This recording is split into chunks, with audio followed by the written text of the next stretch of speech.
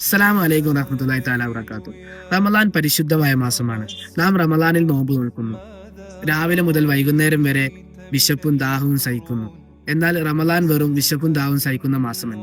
നമ്മൾ ഒരു ദിവസം പോലും വിശപ്പോടെ ഇരിക്കുമ്പോൾ നമുക്ക് അതിന്റെ ബുദ്ധിമുട്ട് മനസ്സിലാകാറുണ്ട്. എന്നാൽ ലോകത്ത് നിരവധി ആളുകളുണ്ട്, അവർക്ക് ദിവസങ്ങളോളം ഭക്ഷണം കിട്ടാറില്ല.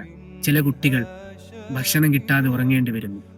റമദാൻ അതാണ് നമ്മെ പഠിപ്പിക്കുന്നത്. വിശപ്പ് അനുഭവിക്കുമ്പോൾ ദരിദ്രരുടെ ജീവിതം എങ്ങനെയാണെന്ന് നമുക്ക് മനസ്സിലാകും.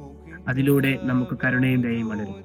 അതുകൊണ്ടാണ് റമദാനിൽ സ്വതക്ക നൽകുന്നത് അത്രമേൽ പ്രധാനപ്പെട്ടത്.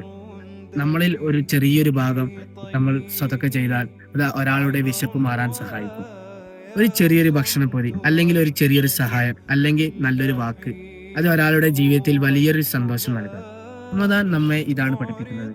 നമ്മൾ മാത്രം സന്തോഷത്തോടെ ജീവിക്കുന്നതല്ല, നമ്മളെ ചുറ്റുമുള്ള ആളുകളും സന്തോഷത്തോടെ ജീവിക്കും. അവസാനമായി പറയുകയാണെങ്കിൽ, റമദാൻ നമ്മെ നല്ല മനുഷ്യരാക്കി മാറ്റുന്ന മാസമാണ്. വിശപ്പിലൂടെ കരുണയും, ദാനത്തിലൂടെ സ്നേഹവും, പ്രാർത്ഥനയിലൂടെ ആത്മീയതയും നൽകുന്ന നല്ലൊരു മാസം.